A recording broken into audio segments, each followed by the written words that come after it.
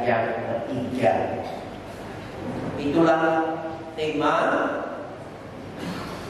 di KSN pada tahun 2025.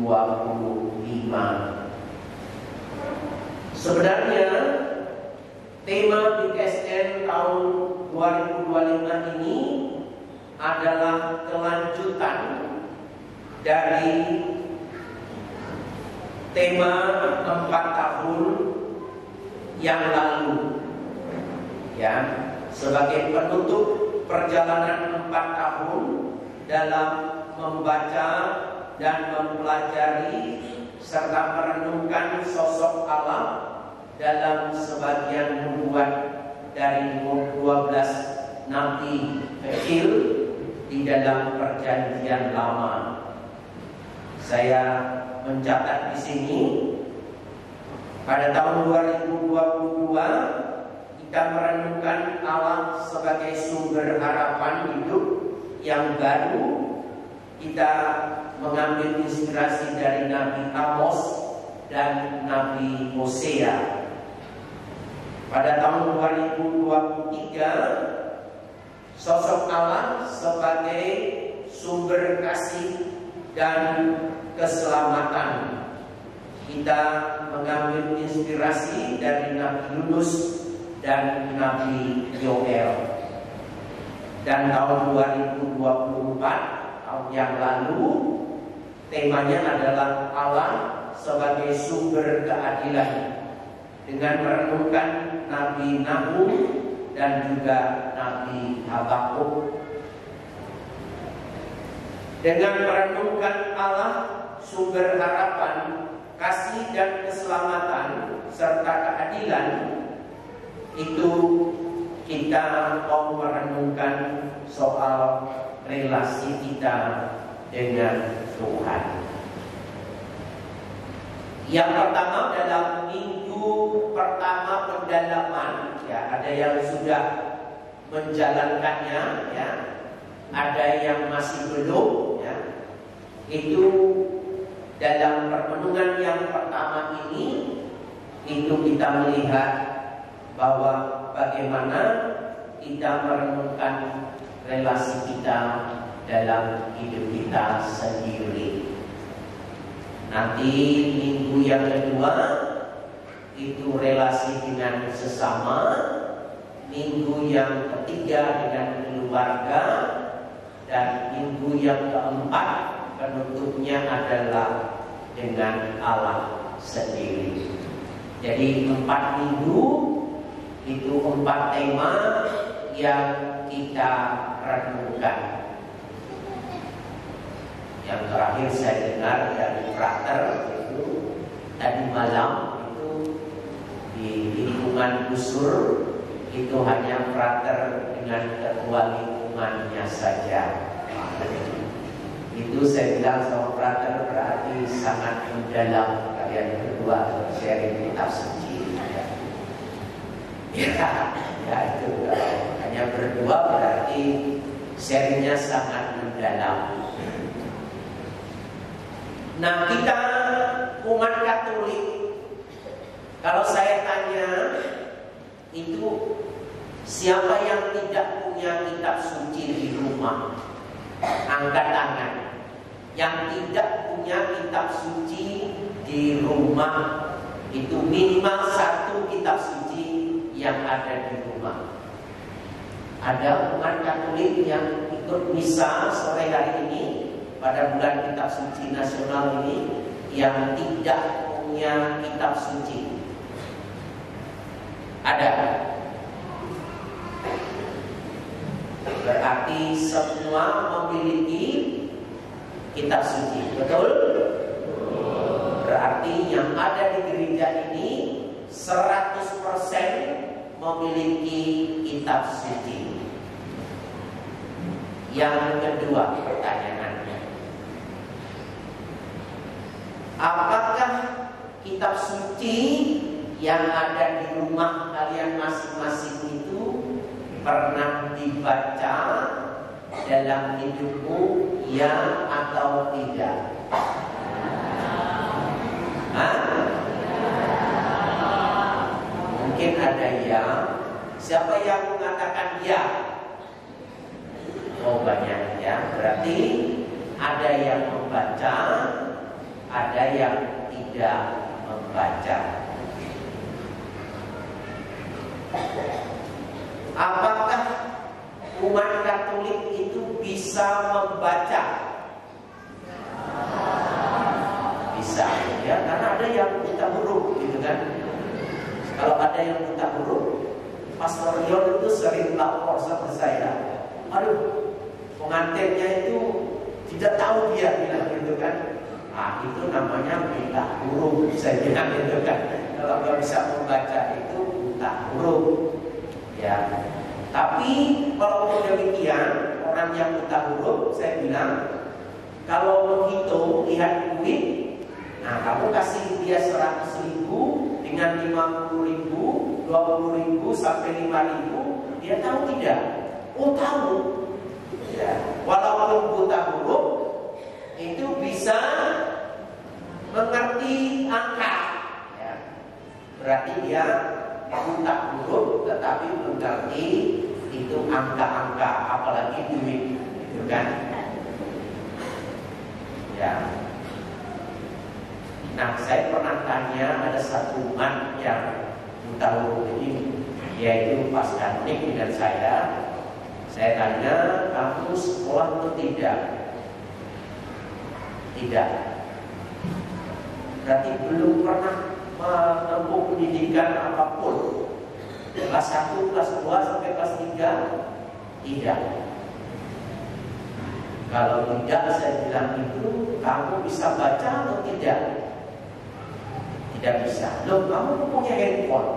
Bagaimana kamu menghubungi? Saya bilang itu calon istrimu atau pacarmu itu. Saya kasih kode pastor di situ. Oh, begitu ya. Mungkin kode ya tadi nomor dia hafal ya kan. Tetapi kalau huruf-huruf itu nggak bisa ya. Jadi namanya itu nggak bisa ya.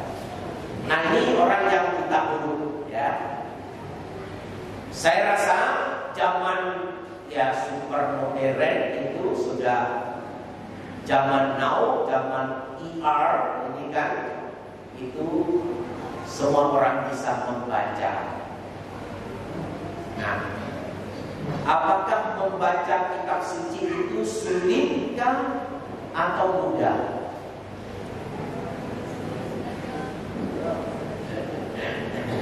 Sulit atau mudah? Tadi kan bisa membaca, punya kitab suci kan? Pertama kan harus punya dulu. Yang kedua kan harus bisa membaca. Kalau tidak bisa membaca ya tadi buta huruf tadi kan. Ya. Berarti tidak ada umat yang buta huruf itu punya kitab suci bisa membaca. Nah kesulitannya di mana? Di mana? Memahami. Bagaimana kamu memahami kalau membaca juga tidak?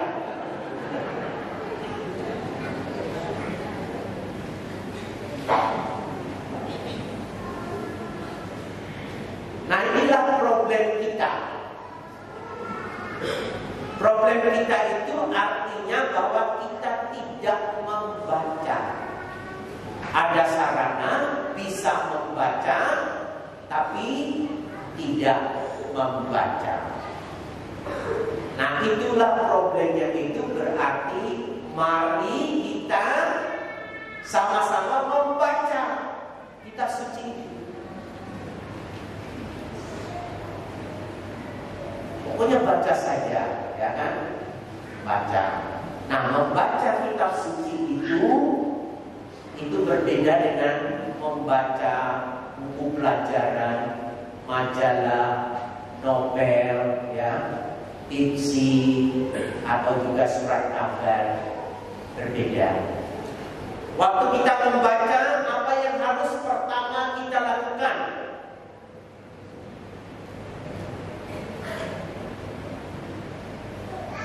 Apa? Ya, pernahkah kamu berdoa waktu kamu membaca koran, majalah, atau buku-buku yang lain? Kan tidak ada. Nah, kalau kita membaca kitab suci, kita perlu berdoa. Tuhan, berbicaralah hamba-Mu ini mendengarkan. Tuhan, utuslah Roh Kudus-Mu agar hamba-Mu ini mengerti sabda-Mu. Jadi kita minta tuntunan Allah, minta Roh Kudus agar kita mengerti sabda Allah itu. Nah, jadi kalau kita membaca harus dimulai dengan doa. Nah, setelah kita membaca yang diminta kepada kita bahwa sabda Tuhan ini adalah sabda Allah, maka Allah lah yang tadi tidak mengerti itu tadi akan diberikan inspirasi namanya. Ada buku inspirasi batin. Inspirasi itu hati, ya, agar kita diberikan betul-betul penerangan Roh Kudus oleh Allah lewat sabda Tuhan. Nah, kalau kita tidak mengenal kitab suci, dikatakan oleh Santo Hieronymus, yaitu dalam seorang tokoh yang menerjemahkan kitab suci dari bahasa asli ke dalam bahasa Latin. Itu tokohnya bernama Hieronymus. Dia mengatakan ignoratio scriptorarum ignoratio Christi est. Artinya apa? Artinya dalam bahasa Indonesia, orang yang tidak mengenal kitab suci berarti tidak mengenal Kristus. Dari mulai kitab Kejadian, ya kan, sampai terakhir kitab Wahyu, itu semua adalah sabda Allah. Nah, kalau kamu membaca dari kitab Kejadian sampai kitab Wahyu itu berarti kamu mengenal Allah. Nah, kalau tidak mengenal kitab suci, dikatakan bagaimana kamu bisa mengenal Allah? Oleh karena itu, mari kita pada bulan kitab suci nasional ini kita betul-betul membaca, merenungkan, dan membuat sabda Allah ini menjadi sabda yang hidup. Orang yang hidup dari sabda Allah itu akan berubah dalam kehidupannya. Tiada lain, ya anjuran saya pada bulan kitab suci nasional ini, yang mari kita mencintai dan mengasihi Allah dengan membaca kitab suci. Semoga Tuhan membantu kita. Amin. Mari kita bangkit berdiri, kita memperbarui iman.